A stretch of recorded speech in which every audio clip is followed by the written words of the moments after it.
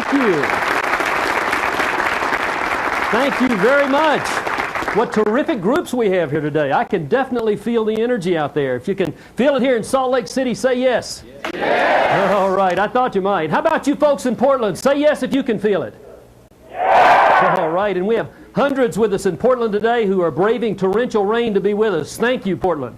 All right, what about our crowd in Kansas City? Can you feel it there? If you can, say yes. Yes. Oh, great. And a few hundred with us in Kansas City also experiencing some marginal weather with 50-knot winds, so thank you for coming. I think this is miraculous. One of the fringe benefits of traveling and speaking is experiencing high-energy groups, and boy, do we have 3 of them with us today.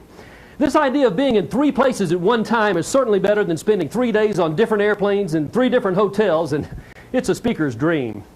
I realize it's wonderful for you folks as well, and I'm sure a lot of you spend a great deal of time and money traveling to seminars yourselves, and I understand that it gets very expensive.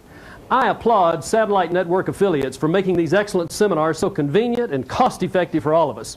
It's a fabulous approach to learning and improving ourselves. You may not be aware of the fact that SNA is currently establishing permanent downlink sites for seminars just like this one all over the country. That means you'll never have to travel to another seminar again. We'll all come to you. We've got some exciting things coming to you right now. Our speaker today is a longtime personal friend of mine. His inspirational ideas and concepts have helped literally hundreds of thousands of people in their personal, family, and professional lives. He's the author of 7 books, 5 of which made the bestseller list. His book, See You at the Top, was the 8th best-selling hardbound book in the country over the past decade. And now our speaker has 2 new best-selling books, one called Top Performance, and the other, Raising Positive Kids in a Negative World. His audio and video training programs are used by AT&T, General Motors, McDonald's, and countless other Fortune 500 companies, as well as the United States Navy, independent school districts, and hundreds of small businesses all over the free world. He's been featured on Donahue, 2020, 60 Minutes, The Hour of Power, as well as the Washington Post, the New York Times, and the Yazoo City, Mississippi Herald. Ladies and gentlemen, it's my exciting privilege to present to you the man who gives hope, believability, Mr. Zig Ziglar.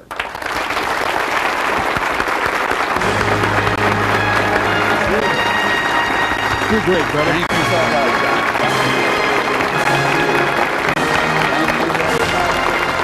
My goodness alive.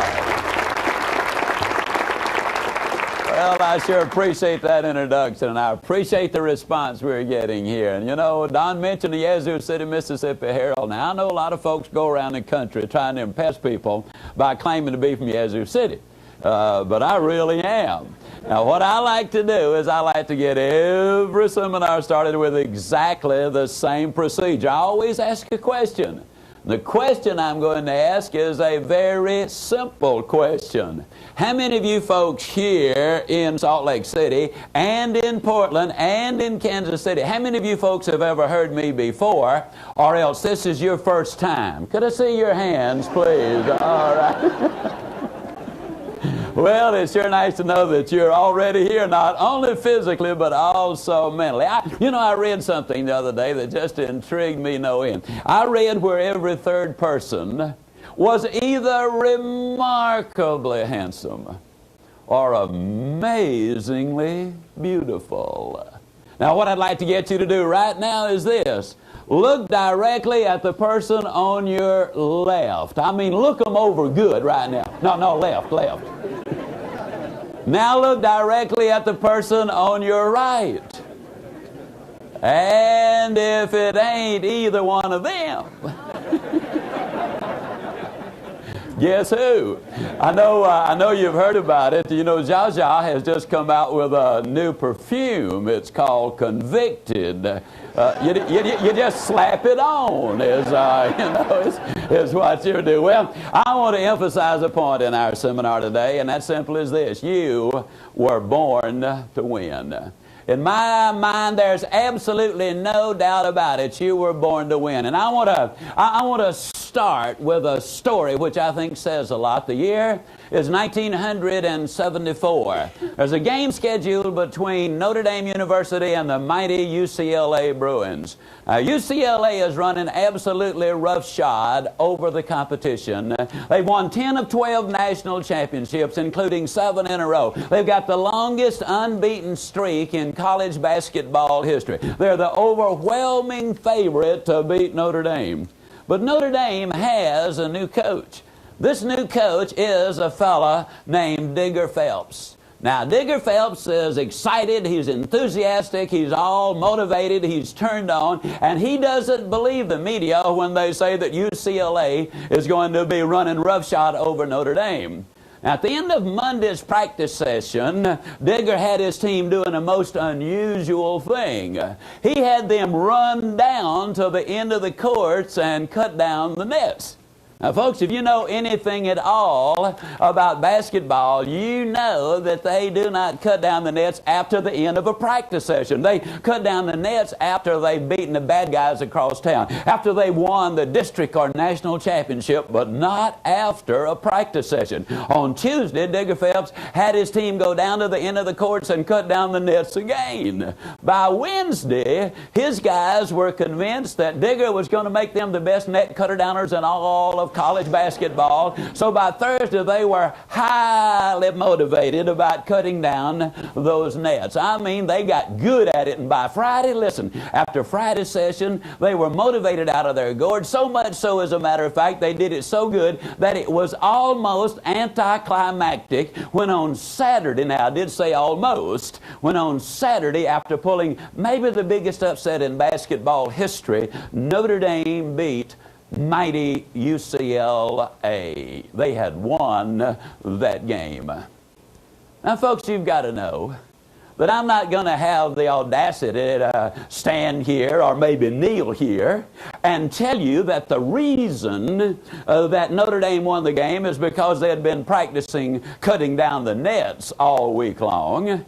But I will say this to you without any fear of error. That simply is this: you were born to win. But in order to be the winner you were born to be, you must plan to win, you've got to prepare to win, and you must expect to win. And if you don't plan to win, and if you don't prepare to win, then you have no legitimate reason for expecting to win. Whether you live in Salt Lake City, Portland, or Kansas City, you got to have a plan. Now, I want to emphasize something. Digger Phelps and his coaches put together a magnificent game plan. They worked hard all week long preparing for the game on Saturday. And then on Saturday, because they had planned to win and because they had prepared to win, they legitimately expected to win, and that is exactly what happened. That's what today is about. That's what this seminar is about. Planning to win and preparing to win and building within you that legitimate expectancy based on realistic observations, facts, and procedures, that if you'll take the first 2 steps, you have every right to expect to win and become the winner you were born to be. Not too long ago, I was coming in on a plane, which is generally the way I fly. And I was seated next to an old boy, and I couldn't help but notice that he had his wedding band on the index finger of his left hand. Now, that's a little unusual. And so I just commented on it. I said, "Friend, you got your wedding band on the wrong finger." And he said, "Yeah, I married the wrong woman." Well, you know, I don't know if he married the wrong woman or not. I'm just so delighted to be able to say that I did not marry the wrong woman. As a matter of fact, last November, the redhead and I, my wife is a decided redhead, meaning simply that one day she just decided that she was going to be a redhead. And she's an excited, decided redhead along about now. She was just inducted into the MasterCard Hall of Fame. And says she's going for a black belt in shopping. And I believe she's going to get it. True story, honest to goodness, true story. A couple of years ago, I came in, it was about 6:30 or 7. There was a note on my desk. It said, "Honey," said, "I have been feeling so depressed." She said, "I've gone downtown for a little retail therapy." When she got home, I could see immediately that she'd been in intensive care. Well, anyhow, I don't know if that old boy married the wrong woman or not, but I do know that a lot of people have got a lot of wrong ideas about what success is and about what it takes to be successful. Incidentally, I refer to my wife often, and when I talk about her, I simply call her the redhead. When I'm talking to her, it's Sugar Baby, and her name is Jean. I want to establish something here that's very important. Matter of fact, we'll build a seminar around 3 basic premises, and that simply is that you are what you are and where you are because of what's gone into your mind. Now, you can change what you are. You can change where you are by changing what goes into your mind. I want to emphasize that because that is an extraordinarily important part of what we go through. Now, I want to also tie to that the fact that life is a long series of choices. And if we make enough of the right choices, we will end up with the right results. For example, for 24 years of my adult life, by choice, I weighed well over 200 pounds. Now, the reason I say by choice is simply because I have never accidentally eaten anything. I mean, it's always been by choice. And if I choose to eat too much today, then I have chosen to weigh too much tomorrow. If I choose to get drunk tonight, then I have chosen to feel miserable tomorrow. Every choice has an end result.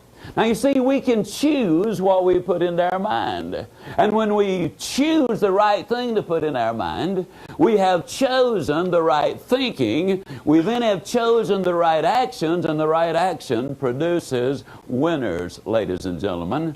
Let me share something with you to emphasize the importance of input and expectancy in your mind. We teach a seminar in Dallas. It's called Literally Born to Win. People come from all over the world to attend. We had a young man there a couple of years ago named Samuel Akwasi Sarpong. Now, he's from the Ashanti tribe in the nation of Ghana. In his land, they name the babies, the children, based on the day of the week on which they're born. The fact that his name was Akwasi, now they have a couple of other names too. The fact that his name was Akwasi indicates that he was born on Sunday. Now, that simply in his language means godly, gentle, kind, and peace-loving. By coincidence, this young man was a Christian minister. Those who were born on Wednesday are named Kwaku. Now, Kwaku means mean, violent, aggressive, quick-tempered. By the strangest of coincidences, over 50% of all of the crime committed in the nation of Ghana is committed by those who are born on Wednesday. Sociologists say the only explanation they have is the fact that an expectancy is set up in the minds of the parents. Can't you just visualize the scene? Mom and Dad get the good news. They're going to have a baby. Can't you hear them just talking? Well, boy, I'm sure glad we're going to have us a baby, but boy, I hope that kid doesn't get here on Wednesday. And then can't you imagine little Kwaku shows up and the first time he drops the ball, can't you just hear old Dad saying, well, what do you expect? That kid was born on Wednesday. Expectancy, which is set up in the mind, is so critically important. Now, we all might laugh and say, yeah, but Zig, that was in the Ashanti tribe in Africa, thousands of miles away. Let me tell you something interesting about America. Did you know? According to Wendell Johnson in his book, People in Quandaries, that in America there's not a single full-blooded Indian on a reservation who stutters. That's right. Now here's another interesting little thing. In the Indian languages and dialects, there is not a word, nor is there a substitute word for stutter. And if there's not a word for stutter, how are you going to stutter? You kind of snicker a little bit and you say, well, that's kind of cute, Ziegler, but what's that dude trying to tell me? Here's what I'm trying to tell you. Words paint pictures. Then the mind goes to work to complete the picture. Now, that's the reason the words you use, the language you use are so important, because of those pictures. For example, think of the picture that's painted in the mind of a child when the parent calls him stupid. Do you really think that makes them any smarter? Or does it have exactly the opposite effect? You're absolutely right. Bill Glass, good friend of mine. Bill is the former All-Pro end for the Cleveland Browns. And Bill does a lot of work in the prisons in America today.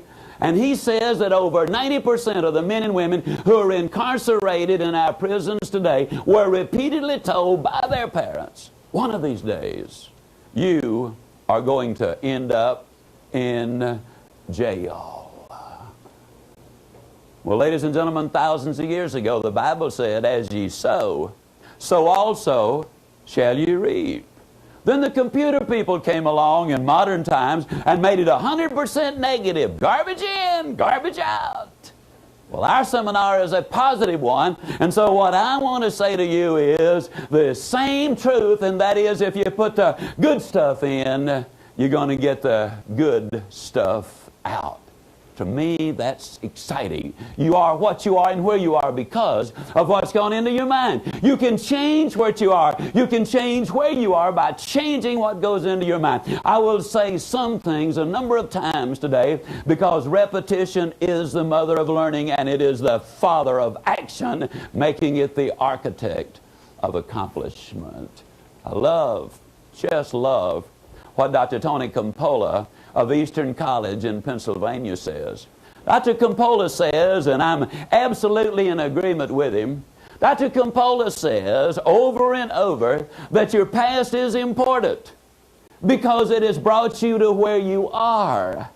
But as important as your past is, as it relates to your present, it is not nearly as important as the way you see your future.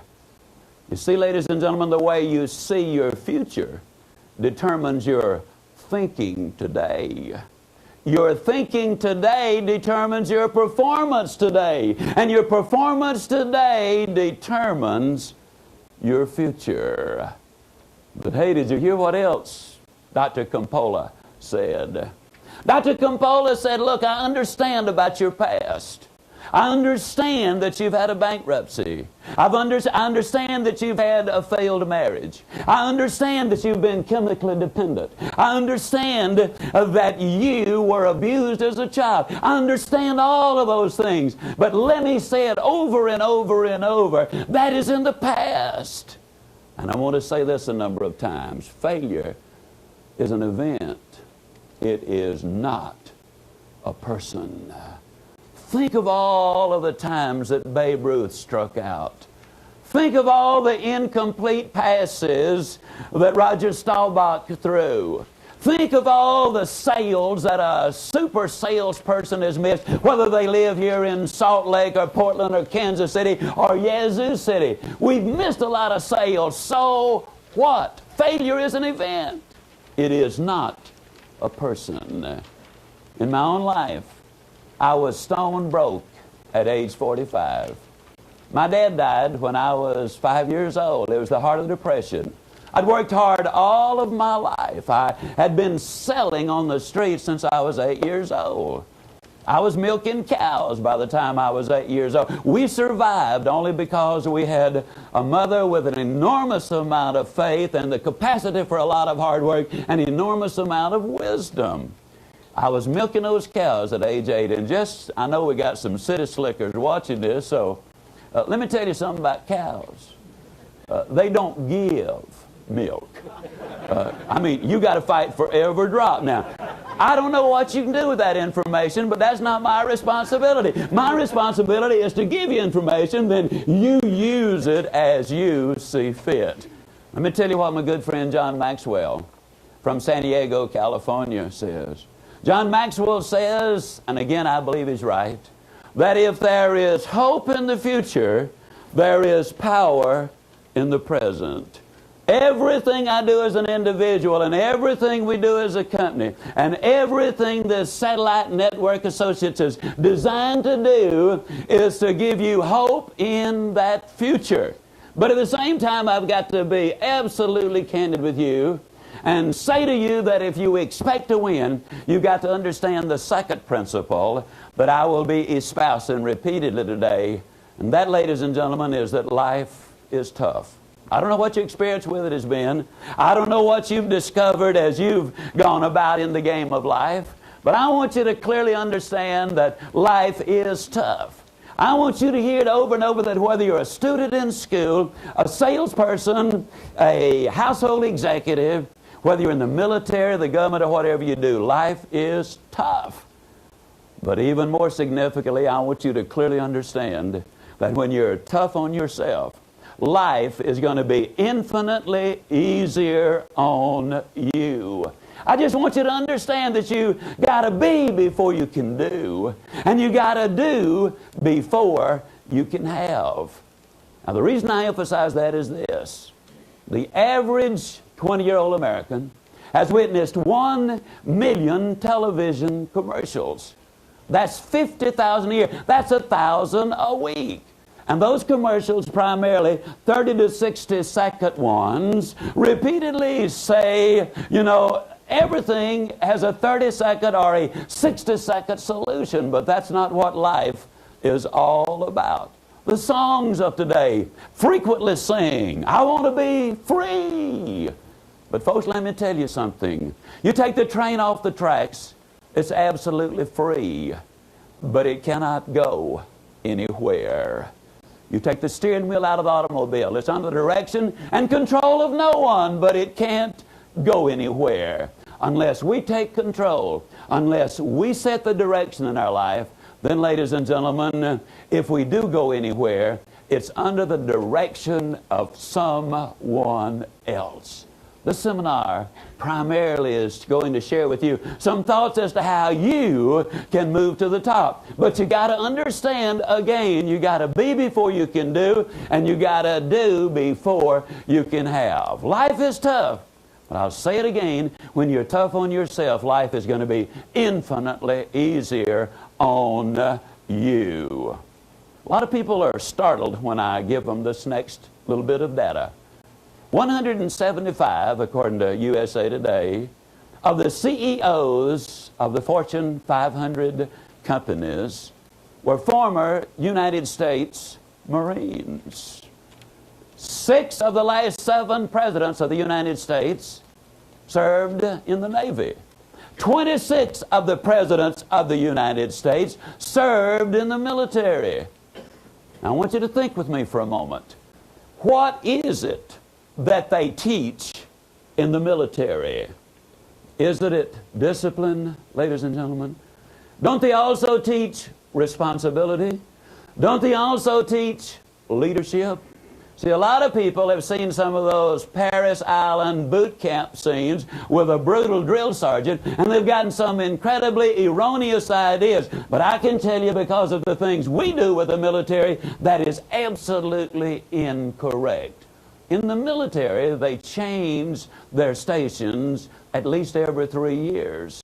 Now, in wartime, they change them far more often than that. As a matter of fact, sometimes almost immediately.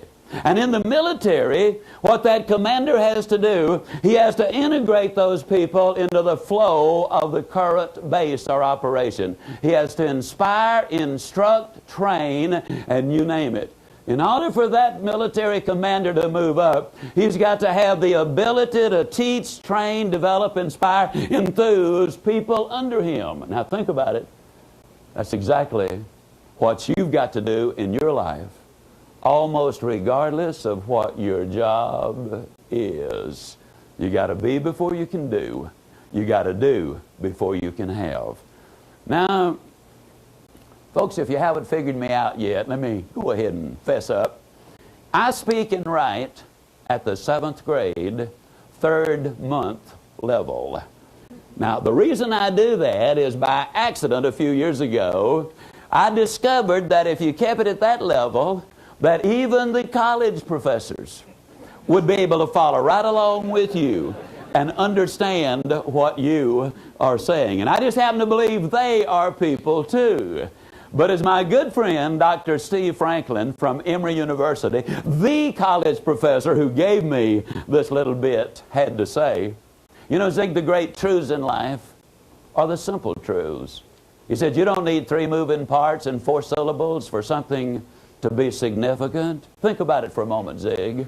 There are only 3 pure colors on the face of this earth. But look at what Michelangelo did with those 3 colors. There are only 10 digits, but look at what Einstein did with them. There are only 7 notes, but look what Chopin and Beethoven and Vivaldi did with those 7 notes. Look at what Elvis did with 2. I mean, it just really doesn't have to be that complicated. Lincoln's Gettysburg Address, as you well know, delivered right after the Battle of Gettysburg, which took place during the War of Northern Aggression. Just depends on which history book you read, folks. It really does. Lincoln's Gettysburg Address, 262 words. 202 of them were 1 syllable. 1 syllable, simple and direct is what I'm talking about. Let me say it again, ladies and gentlemen, life is tough. But when you're tough on yourself and keep it simple so that we can clearly understand it, then life can be enormously rewarding, tremendously exciting, but it's not necessarily going to be easy. You remember earlier, I said that for 24 years of my adult life, I weighed well over 200 pounds. 17 years ago, I got sick and tired of being sick and tired. So I got on a diet and exercise program. Up until then, my idea of exercise simply was to fill the tub, take a bath, pull the plug, and fight the current. I mean, you know, that was it. And any way you cut it, that's just not much of an exercise program. During the next 10 months, not only did I learn to hate jogging, but the truth is I learned to hate joggers. Now, I don't know what your experience with joggers have been, but let me tell you my experience with joggers. Every time I saw one, he's jumping up and down and saying, man, it makes you feel so good. Feel good? I was hurting and hating every step I could possibly take. I mean, I hated it, but I hated even more being sick and tired and not having the energy that I really needed. And so I stayed with it. How clearly I remember, for you good folks up in Portland, Oregon, that magnificent day there on Portland State University campus. It was high noon, had a seminar at 4. I was out there doing my running. And all of a sudden, it dawned on me that the ground was flowing smoothly beneath my feet. I was breathing easily. That's the day I changed my vocabulary. Please don't miss this. Ladies and gentlemen, you don't pay the price for good health. You enjoy the benefits of good health. There are those words again. You don't pay the price for a good marriage. You pay the price for a poor marriage. You enjoy the benefits of a good one. You don't pay the price for success. You pay the price for failure. You enjoy the benefits of success. 10 months I hurt. What's the bottom line? The bottom line is, on November the 30th, 1988, I went back to the Cooper Clinic in Dallas, Texas for my physical. While there, I stayed on the treadmill longer than any active player in the National Football League who has taken the test. And many, many, many of them have. I'm 63 years old. I have a resting heart rate of 49. I can outrun 98% of the college kids in America on a 5-mile run. I can do things I never could have dreamed of doing when I was 25 years old. I hurt for 10 months. I've had a ball for the last 17 years. I love to run. I've run with the temperature as much as 40 degrees below zero and the wind just blowing like crazy. Now you understand that is what was happening outside. I mean, surely you don't think for one moment I was out there in that stuff, do you? Don't want to mislead you. Now, what I was doing, I was running inside in a ballroom or up and down a hotel corridor. I was running, though, and that's the point. I finished that little dissertation, and Dr. Cooper's a good friend of mine today, and he kind of grins, you know, and he said, "Yeah, Zig, that's pretty good." But he said, "Let me tell you about this 65-year-old lady who lives here in Dallas. Be glad to introduce you to her, Ziegler. She started jogging when she was 59 years old. She just finished her 10th marathon. 2 of them were 50 miles long. I picked myself up off the deck, and he said, "Oh, yeah, Zig, there's this little 14-year-old girl. She lives right here in Dallas, Zig. She stayed on the treadmill so much longer than you did. I'm not even going to tell you what it was. It would embarrass you if I did." Now, what's the point I'm making? It's a very important, very critical, very simple point. I am not bragging on Zig. I'm not bragging on the 65-year-old lady or the 14-year-old girl. What I am saying is that inside of you, physically and mentally and spiritually, there is an incredible potential just screaming to get out. So important that we understand that. Important that we understand, though, that it's not easy, but that if you discipline yourself to do the things you need to do when you need to do them, the day's going to come when you can do the things you want to do when you want to do them. As you'll notice as we share in the seminar, I'll be talking about your personal life and your family life and your business life. And the reason I talk about all three is because they're interwoven. You cannot separate them. A lot of times people say, well, Zig, I don't ever take my problems down to work. And ladies and gentlemen, that simply is not true. You might not talk about your problems at work, but believe me, you take those problems to work with you. And they dramatically affect your output, your productivity. The January the 8th, 1990 edition of USA Today points out that managers of small businesses, when surveyed, felt that if there is marital trouble at home, 42% of those managers felt that had a dramatically negative impact on productivity. Only 27% thought that alcohol did, and 22% thought that drugs did. The relationship at home is important. You bet we will be dealing with all issues because success is all-encompassing. Third philosophy that we'll be sharing with you is the basic fact that you can have everything in life you want if you will just help enough other people get what they want. Now, I want to emphasize something. I want to emphasize that what I just said is a philosophy. It is not a tactic. If you think for one moment you can do something for someone, something nice for someone, and then later they're going to do something nice for you, that is manipulative, and that absolutely will not work. Now the question is, what is it that people want in life? What is total success? Well, I have an absolute conviction that all of us want exactly the same things, and there basically are 7 of those things. I believe everybody wants to be happy. Thus far, I've never met a living, breathing human being who said, "No, I want to be miserable." Everybody wants to be happy. Everybody wants to be healthy. Everybody wants to be at least reasonably prosperous. Now, I have a sneaking suspicion that a lot of you folks who are hearing me today would like to be unreasonably prosperous. I get so amused at people who say, "Well, I'm not really interested in money."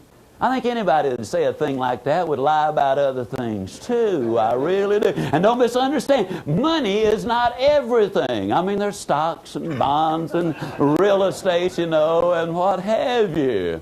Sometimes I have some of my quote, religious friends say to me, well, Ziegler, you're not supposed to be talking about money. Well, let me tell you something, folks. I've had money, and I haven't had money. It's better to have it. I can just tell you, it's better to have it. And let me remind you that the Good Samaritan never could have put that old boy up at the inn after he had been mugged if he hadn't gotten out there and earned himself some money before he could do it, okay? Everybody wants to be secure. Everybody wants to have friends. Everybody wants to have peace of mind. And everybody wants to have good family relationships. Now, what I'd like to do is I would like to just go back and touch on one of those, and that is everybody wants to be happy. Today, a lot of people confuse happiness and pleasure. I believe in pleasure too. Let me give you an example. I love desserts. I could eat good ice cream 3 times a day, 7 days a week, 365 days a year. I could actually do that and then eat something in between meals. That would give me much pleasure. But the question is, how happy would I be at 486 pounds? See what I'm getting at? Another simple example.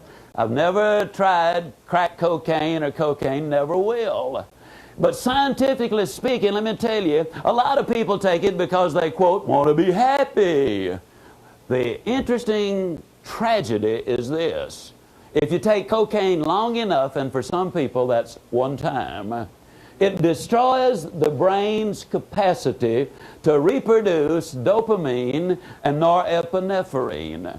And without those two chemicals in your body, which your brain naturally produces, without those two chemicals in your body, it is impossible to experience joy and happiness. Isn't that ironical? You take it to be happy, and then that destroys all chance of happiness. Ask yourself 3 basic questions every time you get ready to indulge in pleasure. Now, like I say, I believe in pleasure. As a matter of fact, I believe that if you don't have some pleasures, you can't be happy. But distinguish the important things. 3 questions. Number 1, can I repeat this pleasure indefinitely and be happy? Number 2, now this one's kind of sneaky. Would I be willing for my mama to know I did it? Now, you know, when you answer that one, ladies and gentlemen, that'll keep you from doing a lot of things that get folks in trouble. And number 3, will this pleasure bring misery to someone else? It's just a fact of life. You cannot be happy on somebody else's misery. A couple of years ago, I had a young man in my office. I don't have a chance to do this very often. But his friend was concerned deeply about him because he literally was losing his family and was destroying his health in the process. And so he wanted me to see if I could persuade the young man about something important. So I talked to the young man, and in our conversation, he verified the fact that these are the things that he wanted. He wanted to be happy, wanted to be healthy, wanted to be at least reasonably prosperous and secure and have friends and peace of mind and a good family relationship. I said, in other words, if you had all of those, you would consider yourself to be successful. He said, yes. Well, I knew that he had been modeling his life after a friend of his who was his boss, who had been enormously successful in his business. And so I asked him why he modeled his life after this young man. Incidentally, the guy in my office was 22. His hero was 27. I asked why he admired him so much. He said, well, he's just so successful. So after we defined success, then I asked him the question. I said, tell me, how happy is your friend? And he looked at me and he said, well, I can't say for sure. I can tell you he has ulcers. Well, I said, you know, you get ulcers not because of what you eat, but because of what's eating you.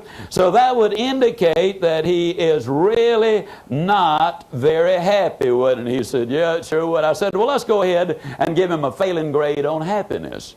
Now, since his health is being destroyed there with those ulcers, I said, that indicates he's not very healthy, doesn't he? He said, yeah. I said, well, that also tells us that he really doesn't have peace of mind, doesn't it? He said, yeah. I said, well, let's give him a failing grade on that. Then I pointed out to the young man, I asked him one question. We get 3 failing grades because of it. I said, tell me about his prosperity. And he said, well, he's doing extremely well. I said, okay, let's give him on that one a plus mark. He said, okay. I said, tell me about his security. How financially secure is he? And he said, well, far as I know, he's very secure. And I said, well, interestingly enough, we just had 2 billionaire brothers here in Dallas to declare for bankruptcy. Does he compare to them? He said, no way.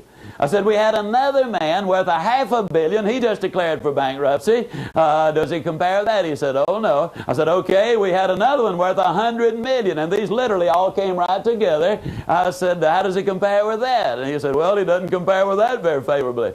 I said, in other words, we would have to put a question mark after whether or not he was secure. And he said, yeah, we would. I said, tell me about his friends. And he said, well, he doesn't have any except me, and I'm not really his friend. I just happen to admire him. I said, okay, we're going to give him a failing grade on that one then.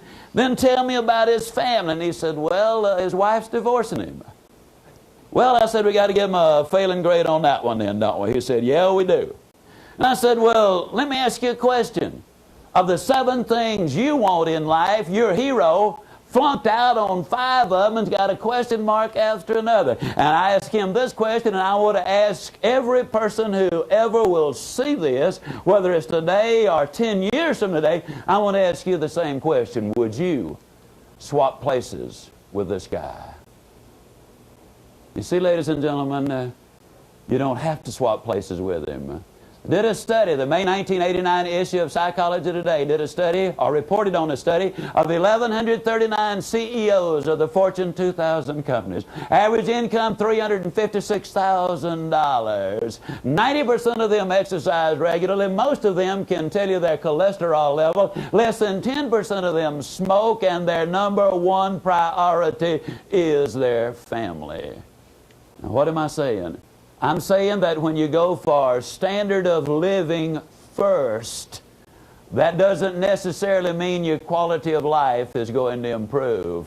But I can tell you, based on my own life and based on the lives of literally thousands of other people whom I've read and studied, if you go for quality of life first, standard of living is invariably going to go up. Tom Peters in his book points out simply this basic fact. He says that there's companies that only have financial goals do not make as much money as do those companies which have balanced goals, including social goals. Now I'm going to do something kind of unusual. I'm going to stick my neck out right at this point by making a flat statement. Now, if you're here in Salt Lake City and you agree with it, I want you to hold your hand up. If you're in Portland, Oregon and agree with it, hold your hand up. And if you're in Kansas City, Missouri and agree with it, hold your hand up. Please don't hold your hand up just to be agreeable. But if you really feel it, then please hold the hand up. At this moment, because of the input in your mind, and because of the fact that something happens to you internally, which I'll explain in a moment, at this instant you are literally physiologically energized more than you were when you sat down. Not just psychologically energized, you are physiologically energized. Now, if that is a true statement for you, would you hold your hands up right at this moment, please? All right. You'll notice the hands are up all over the place. Now let me tell you what happens. According to the scientists, when you hear success delivered and concepts delivered that make sense, and they're delivered in a motivating, enthusiastic manner, then it literally activates the pituitary glands, it floods the system with endorphins, and you literally are physiologically energized.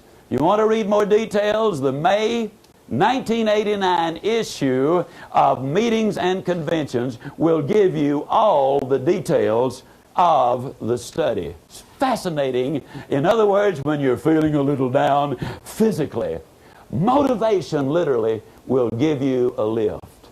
Now, I'm going to get you involved in one of the most exciting projects that you can imagine.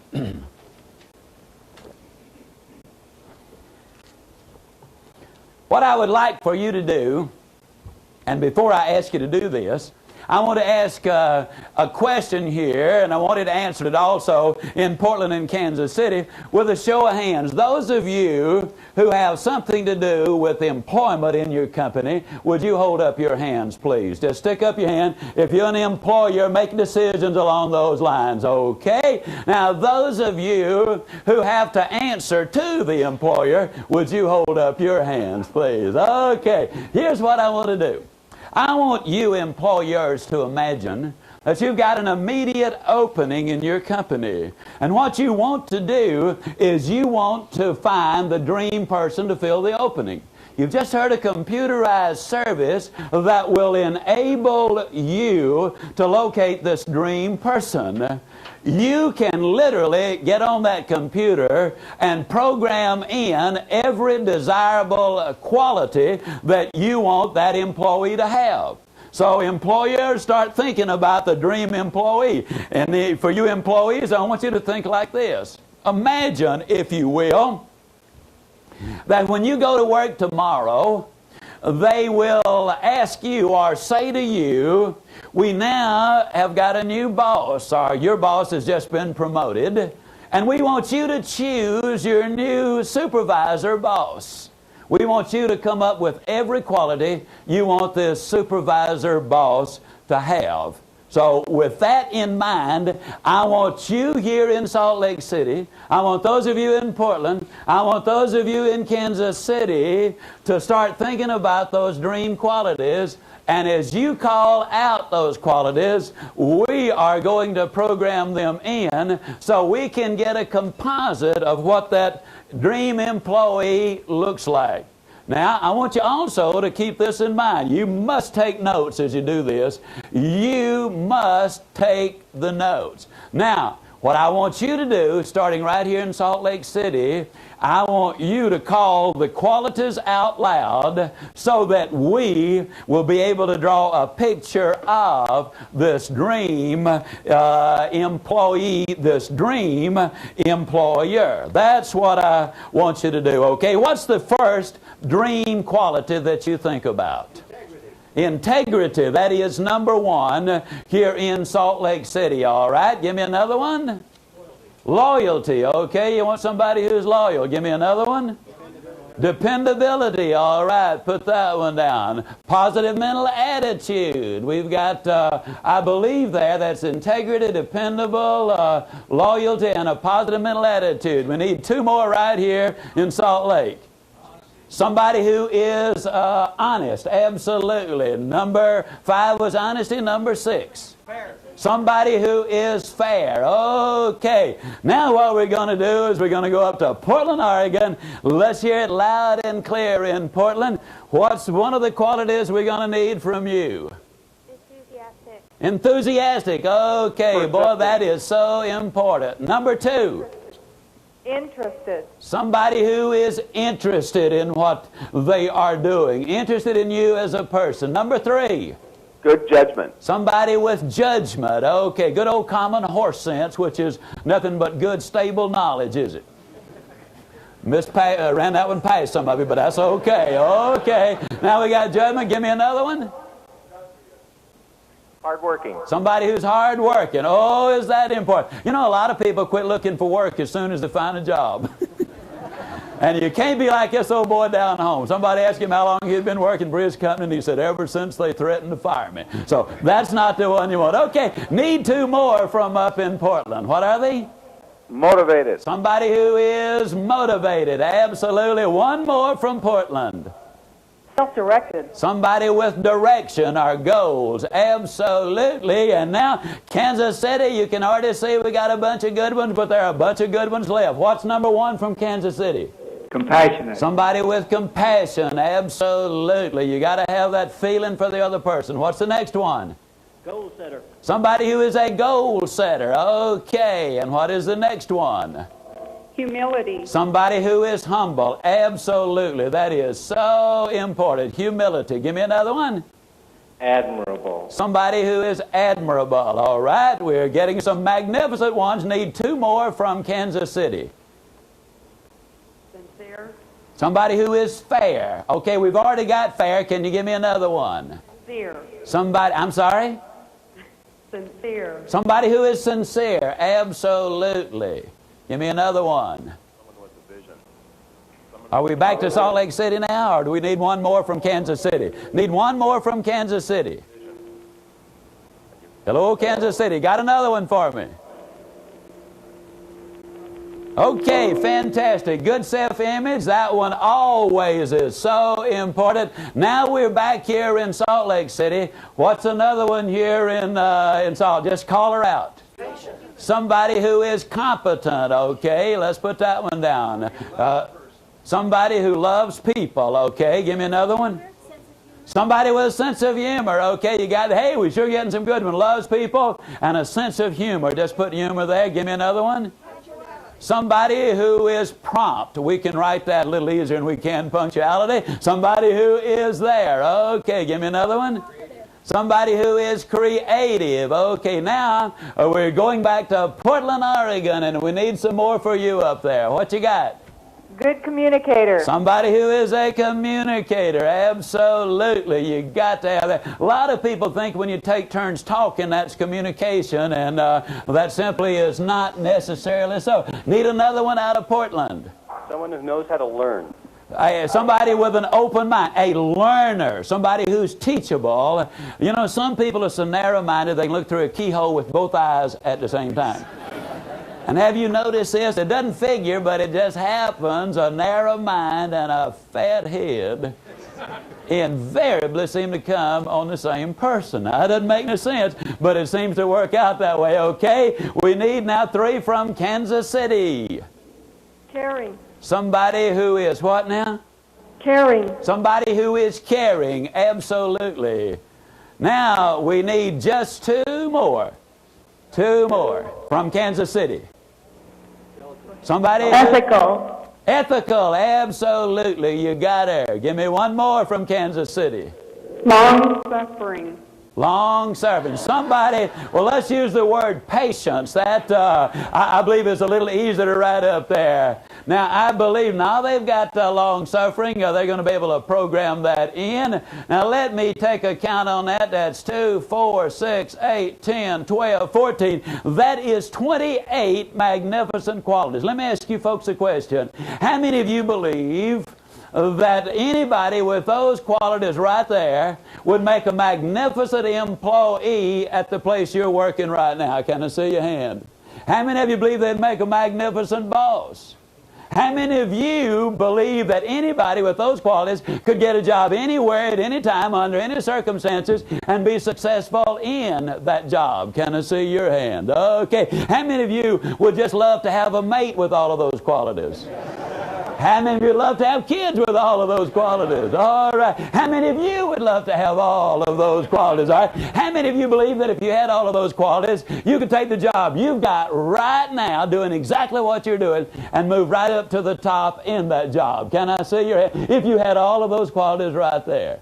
How many of you believe that if you had all of those qualities, that you could get all of those things that we want? Happy, healthy, prosperous, you know, the whole bit. How many of you believe you could get all of those things if you had all of those qualities? Okay. Now, here's the question. What are those qualities? That's the question. Are they attitudes or are they skills? I want us to go back down the list, and I'm going to call out the quality, and I want you to simply say attitude or skill. Now, some of them might be both, so if they are, don't let one person snooker you out of it. You still say what you think it is. Starting at the top, integrity. Is that an attitude or a skill? Attitude. Okay. Now, integrity is an attitude. Dependable. Come on, need to hear from you. Attitude. Honesty. Enthusiastic. Judgment. Some say attitude, some say skill. How many of you think it might be a gift? Okay. We'll just give that one, all three of them. We'll give that one the gas, okay? Motivated, is that attitude or skill? Attitude. And compassionate? Humility? Sincere? Competent? Skill, all right? Sense of humor? Somebody who's creative? And attitude. How many of you think it might be a gift too? Well, we'll just give that one the gas too. Somebody who's open-minded. Attitude or skill? Attitude. Ethical. Somebody who is loyal. Positive mental attitude. Attitude. Okay. Hey, somebody who's fair. Somebody has said attitude. Some said skill. We've put them both. Somebody who's interested. Attitude. And hard-working. Some say attitude, some say skill, somebody who's self-directed. And some say skill, some say attitude. We'll put them both. Somebody who's a goal setter. Skill, okay. Somebody who's admirable. Come on, need to hear from you. Attitude, somebody with a good self-image. Somebody who loves people. Somebody who's prompt. Somebody said skill. They live across the street and we're running late. Okay, that's generally the way it happens. Somebody who's a good communicator. Somebody who is caring. Attitude. And somebody who is long-suffering. Somebody said give, some said attitude, and some said skill.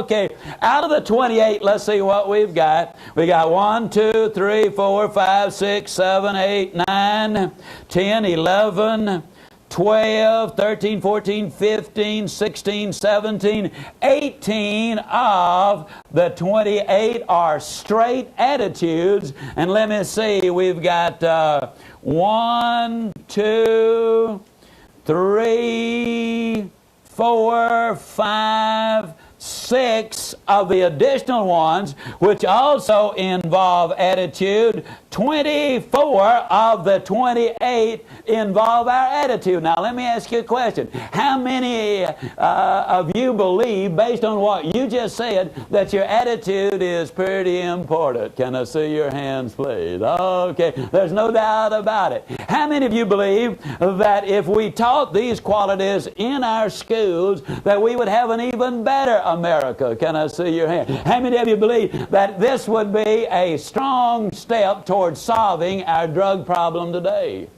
You think about it. Can you imagine a youngster or an oldster getting involved in drugs and crime and promiscuity if they had these qualities going for them? I absolutely cannot imagine it. How many of you, and I'd like to see your hands, I can only see at the moment in Salt Lake City, but how many of you believe that these qualities should be taught in our public school system? Can I see your hands? Okay. How many of you in these qualities, how many of you were taught a course in school which taught you how to develop these qualities? Can I see your hands, please?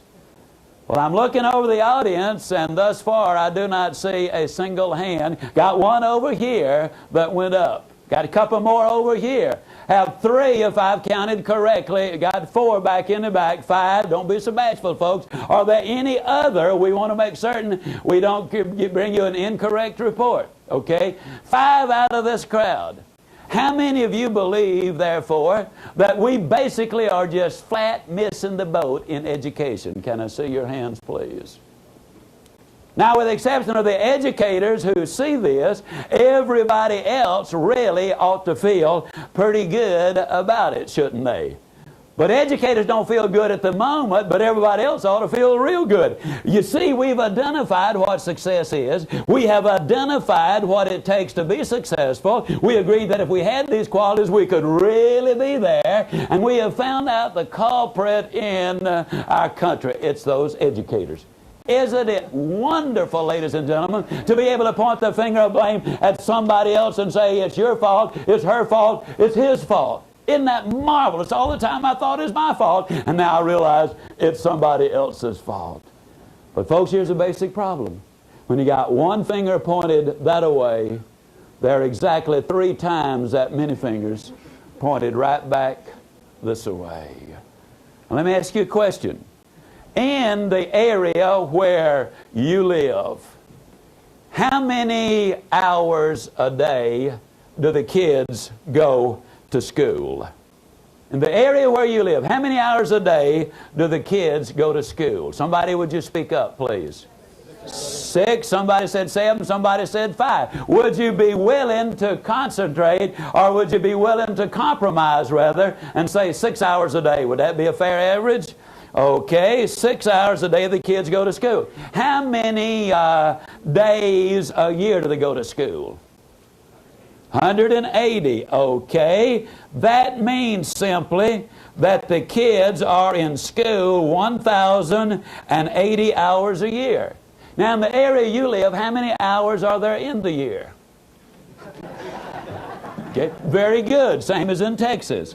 That is 8,760. And what that means basically is this. The kids are in school 1,080 hours a year. They are at home 7,680 hours a year. And mom and dad had those kids 40,000 hours before the teacher ever saw them.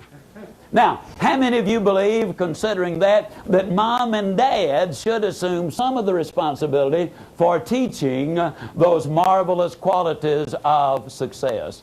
Can I see your hands, please? Okay. How many of you believe that mom and dad should acquire some of these qualities before they start teaching them? Can I see your hand? As a matter of fact, what do you call a person who practices one thing and preaches another? Hypocrite. And you know what a hypocrite is? That's just a fellow who simply is not himself on Sunday. Okay? We can understand that, all right? How many of you believe we'd really have something in America if we taught these at home initially and then reinforced them in school? Wouldn't that be wonderful? Now, a lot of people say, but wait a minute, Zig, those are values, and you can't teach values in school. My friend, that is all we really teach. We teach values, everything in every way about life. We teach them. We really do. Let me ask you a question. Whose values are these? Who gave me the words? You did, okay. Whose values are they? Whose kids are they? Okay, whose schools are they? Now think about it. Can you think of any reason why you should not be teaching your kids your values in your schools? Let me tell you a fact of life. I've been beating the bushes for 43 years. Not once in my 63 years. Not once in my entire lifetime have I ever had an employer say to me, well, Zig, I really appreciate you sending that young lady to me for an interview. But Zig, we couldn't use anybody like her in our company. Well, you realize she has integrity, is completely dependable, is absolutely honest, is tremendously enthusiastic, has tremendous judgment, is highly motivated. No, Zig, we couldn't use anybody like that. You know what they've told me 10,000 times? You send me somebody with those basic qualities, and I'll teach them how to run the gizmo that manufactures the widgets. Send me those qualities, and I'll teach them the other. Now, I want to emphasize a point. That's the place you start, folks. When you have those qualities, amazing things happen. Now, if you want to be a physician, you still got to go to medical school and learn medicine. If you want to be a dentist, you still got to go to dental school. If you want to be an accountant, you still got to study that. But what we've discovered is this. Anybody who has these basic foundational qualities can learn and do learn the other things far more easily and quickly, and they become better at it. Now, here's a question. I keep using a specific word. I keep saying teach, teach, teach. Can you actually teach this kind of thing? How many of you believe you can teach integrity? Can I see your hands? How many of you believe that you can teach dependability? How many of you believe you can teach honesty? How many of you believe you can teach enthusiasm? If you will go down the list, you will discover that of the 28 qualities that you have identified, ladies and gentlemen, 28 of those qualities can be taught. Don't miss this. Because if we clearly communicate this, it can have a dramatic impact in your life. If they can be taught their skills. If they can be taught their skills. And let me tell you why I get so tremendously excited about that. That tells me I got a chance in life. That tells me that my children and my grandchildren have a chance in life. That tells me that you and your children and your grandchildren have got a chance in life, because if they can be taught, then my friend, you can learn those skills. That tells me that that youngster who left the slums this morning without a bite of food to eat, and literally almost with a kick in the rear, has never had a word of encouragement. That tells me that if that youngster is fortunate enough to encounter a Jaime Escalante, stand and deliver. If you didn't see it when it was on television, you have a responsibility and a tremendous opportunity to go to the video store and pick up a copy. It's a story that takes place in the barrio in Los Angeles, a Mexican community. The kids there are high on drugs. Teenage pregnancy is literally running rampant all over the place. And here they have so many dropouts. And the kids who graduate from high school don't really have an education. There's little hope. And then along comes Jaime Escalante, a businessman. And he looks at those kids and he said, those kids can learn if somebody will love them enough to discipline them enough to require that they learn. A Gallup poll revealed that 90% of our graduating seniors wish that their parents and their teachers loved them enough to discipline them to do the things they need to do and expected them to do more. Jaime Escalante knew he could teach those kids, and he knew those kids could learn. He introduced a foreign subject to their thinking. It was advanced calculus. Man, they couldn't multiply 40 times 40 in a lot of cases. And here comes a guy coming in, advanced calculus. The school board and others fought him. He persisted. Bottom line is this. 18 of his kids, second year he was there, 18 of those kids won college scholarships by passing an exam in advanced calculus that is so difficult that less than 2% of the high school seniors in America will even take the test. And 7 years later, 85% of those kids are professionals. Let me say it again. Failure is an event. It is not a person. You are what you are and where you are because of what's gone into your mind. You can change what you are. You can change where you are by changing what goes into your mind. I want to say also, as strongly as I possibly can, that you, yes you, and this is the thing, ladies and gentlemen, that gets me so excited about what I do. Earlier you have said that anybody with those qualities could be enormously successful. You've said anybody with those qualities could take the job you've got and go right to the top. I'm going to tell you without any fear of error. I can look you straight in the eye, and yes, I do mean you, and I do mean I'm looking you right in the eye, and I can tell you that you already have every single quality that you have identified right there. Every one of them. Are you going to sit there and tell me, no you don't, you have no integrity, nobody can count on you? As far as being honest, forget it. Well, I'm so crooked that when I die, they're going to have to screw me in the ground? Are you going to sit there and say, hard work, man, I'm so lazy I wouldn't hit a lick at a snake? You have got, my friend, some of every one of these qualities. Now, you are pitifully, woefully short in many of them, as are all of us. But let me say it again. You're what you are and where you are because of what's gone into your mind. You can change what you are. You can change where you are by changing what goes into your mind. You might have a little argument there and say, but Zig, me? Man, if I had all of those qualities, I would be doing so many things. I wouldn't be sitting here listening to you. I'd already have it made, man. Not necessarily. Year's 1901, down in Beaumont, Texas. A man has having to sell part of his property to feed his family. There's a depression on. There is a drought on. An oil company came to him one day and said, "Sir, we believe there might be oil on your property.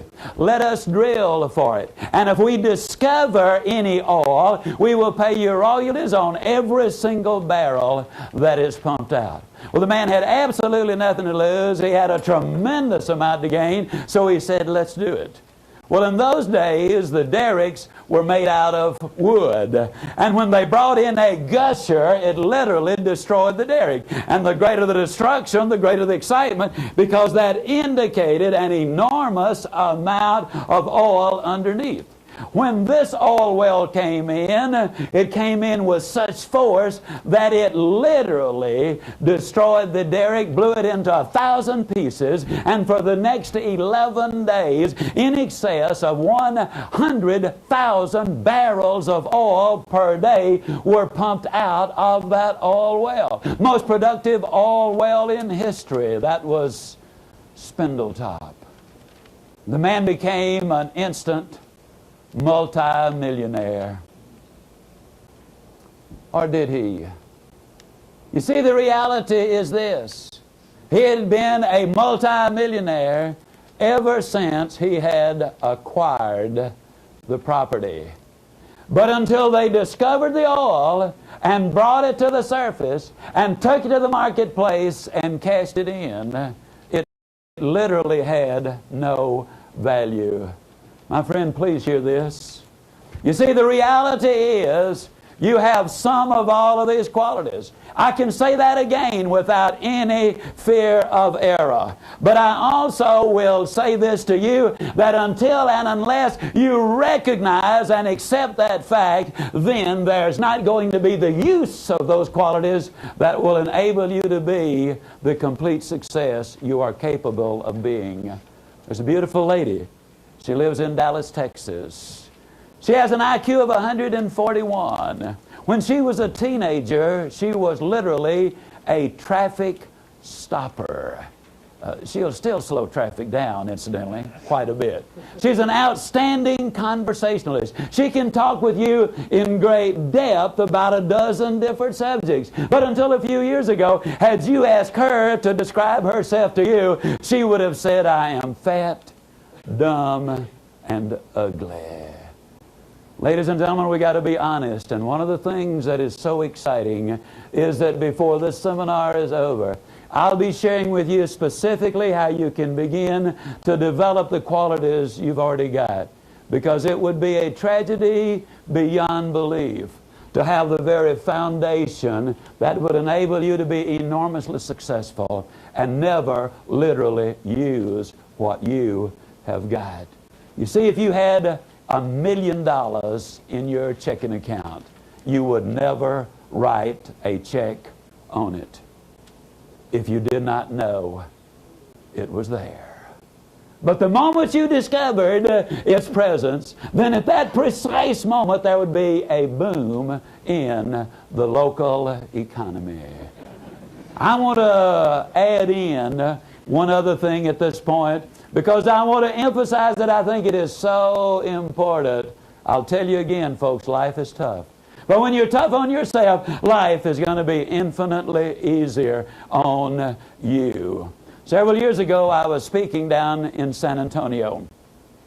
During one of the breaks, a lady came up to me. She had a question. She wanted to ask it. But she didn't want to look me in the eye in order to ask the question. So she lowered her head looking at the floor, and she said, "Mr. Ziegler," she said, "you kind of make a nice little old fee when you make them little old speeches you make. Now, don't you?" Then she looked up, grinning so wide she could have eaten a banana sideways. I mean, she was grinning.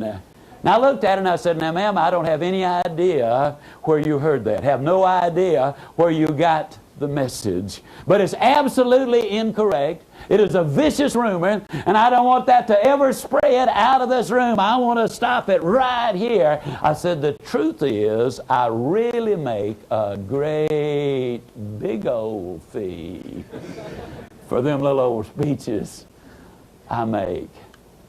But you know what I didn't tell her, folks?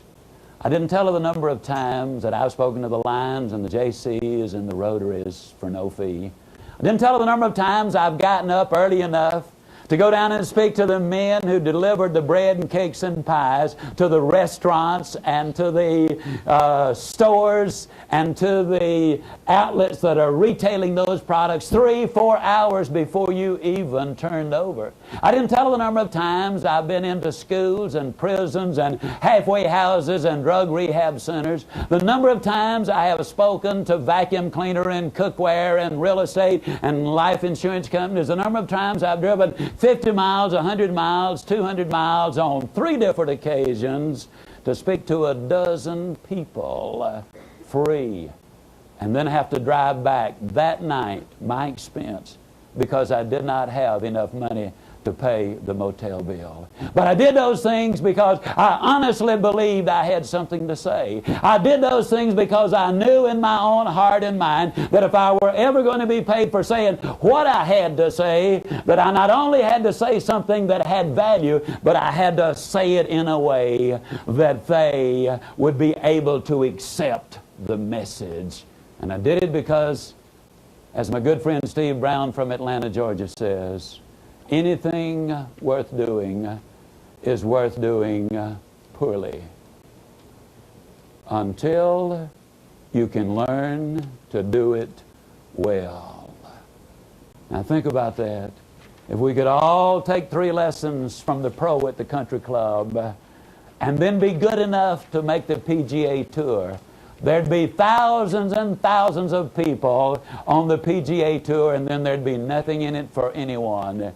If you could become a super salesperson by taking a weekend course in selling, and then you'd be just absolutely professional, then I can assure all of you salespeople that the rewards would be almost non-existent. If you could become a physician by taking a 3-week course at the university, we'd have millions of physicians, and then there'd be very little compensation and no satisfaction. No, if it's worth doing poorly until you can learn to do it well.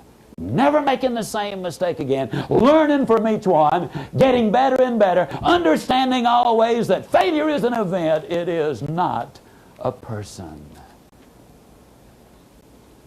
Now as I begin to look at my audience, I've come to the conclusion that one of your goals when you sat down was to eventually stand up. So what we're going to now do is we are going to take a 3-minute stand-up break. Thank you. Thank you.